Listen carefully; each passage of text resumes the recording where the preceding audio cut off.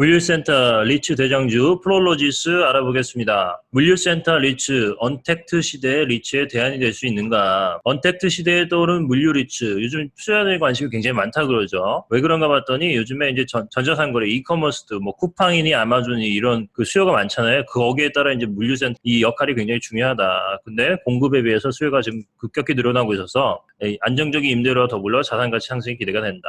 보면 예전에 지금 리츠하면 보통 사람들이 관심을 가졌던 게 전통적으로 보면 이제 호텔이라든지 뭐 쇼핑몰 그런 거였는데 코로나 이후로 완전 바뀌고 있어요, 개념이. 사무실이나 오피스, 뭐 호텔, 요즘 이런 거 투자하는 사람들 굉장히 고민이 많죠. 공실이 굉장히 높아진대. 근데 거기에 비해서 이제 물류센터는 굉장히 관심이 많아지고 있다.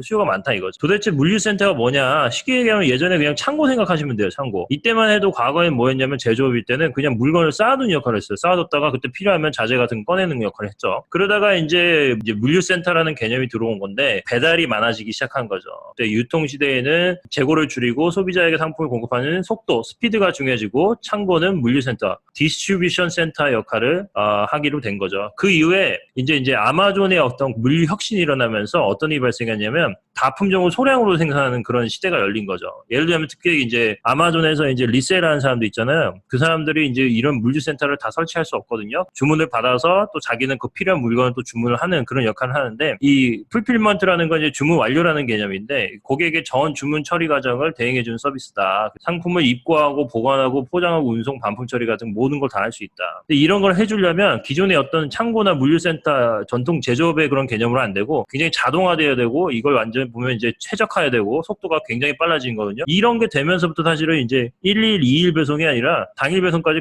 가능하게 된 거죠. 어쨌든 물류센터의 중요성이 굉장히 높아지고 있다는 얘기고, 물류센터는 이커머스와 같이 성장한다. 아마존 예를 들을게요. 아마존 매출하고 물류센터 면적률 보면 굉장히 정비례 관계에 있다. 2012년부터 2018년 매출을 보면 매년 26% 정도 폭발적으로 성장했을 때 물류센터 면적도 비례해서 27.5% 증가를 했다. 앞으로 한마디로 이커머스가 계속 발달하는 한 물류센터의 수요는 굉장히 많아질 것이다.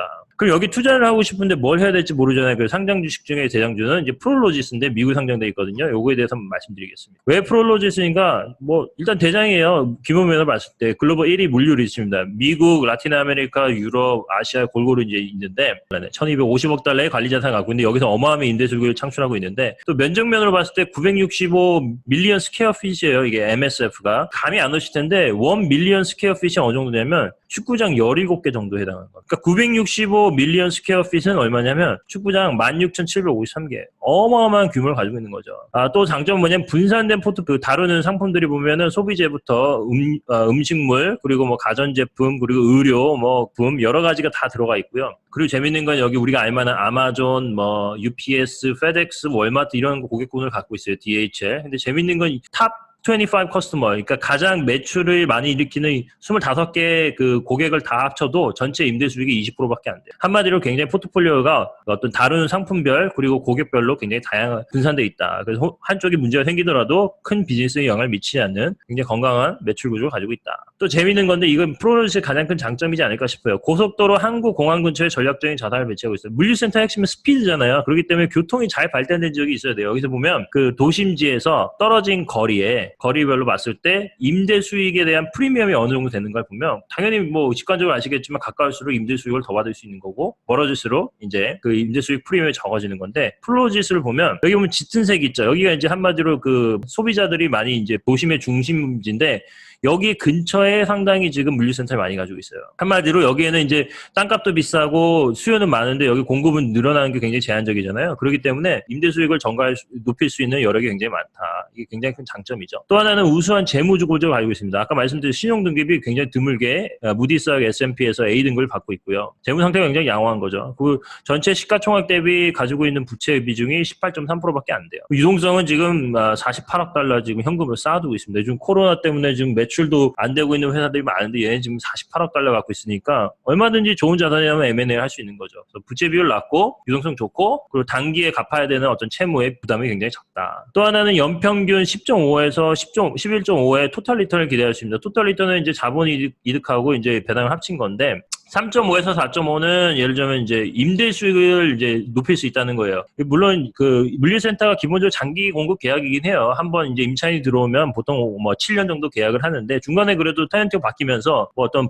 유지 보수돼야 되고 또 사람이 바뀌면서 임대 수익이 변화될 수 있는데 얘네들은 어떻게 되면 그런 걸 다 감안해도 연평균 3.5에서 4.5%를 예전면 더 올릴 수 있다. 한번 임대 관리 잘한다는 얘기고 두 번째 밸류 크리에이션이라는 건 뭐냐면 얘네들도 잘하는 게 기존에 보유한 물류센터를 그냥 바이홀드하는 게 아니라 뭔가 이제 비핵심 자산이라 생각하면 더 좋은 우량 자산을 발견하면 이거를 이제 갈아타는 에셋 리사이클링 전략을 해요. 팔고 사고 하면서 이제 자산을 굉장히 이제 오버롤 퀄리티로 업그레이드 시키면서 자산 가치를 증가시키는데 요게 이제 한 1.5% 정도 한마디로 자산 관리 잘한다. 규모의 경제는 뭐 굳이 설명 안 해도 되겠죠. 아무래도 이제 대규모다 보니까 공동으로 비용을 요즘은 줄일 수 있는 부분이 여지 많으니까 비용 절감을 1.5% 정도에서 요즘은 줄일 수 있다. 그래서 비용 관리 잘하고 기존에 있는 자산을 어떻게 해서든 조금이라도 여지가 있으면 쥐어짜서 그거를 유동화시켜가지고 자체적으로 M&A 할 때 필요한 자금을 조달하기 때문에 금융 비용이 상당히 굉장히 관리되고 있다. 그래서 재무 관리 잘하고요. 이런 것들을 다 합쳐 보니까 이제 임대사업 관련해서 수익이 증가분이 연평균 8.8에서 10% 정도가 올해부터 22년까지 이제 예상이 된다는 거고 그리고 배당 수익률이 2.5%니까 합하면 토탈 리턴이 10.5에서 11.5% 정도가 이제 예상이 된다. 요즘 같은 저금리에 뭐 저성장 시대 이런 임대사업만 가지고 두 자릿수를 한다는 게 굉장히 매력적이죠. 자, 그래서 이제 비교를 한번 해볼게요. 그 블룸버그 US 리츠 인덱스라 그래가지고 미국에 상장된 리츠들을 이제 어떻게 보면 지수화한 건데 여기에는 다양한 업종이 들어가 있죠. 아까 말한 리테일과 쇼핑몰, 뭐 오피스 그리고 뭐 여러 가지가 들어가 있는데 보면 이제 지난 4년, 5년 해봤을 때 굉장히 옆으로 기고 있죠. 거기에 비해서 제가 일부러 에키닉스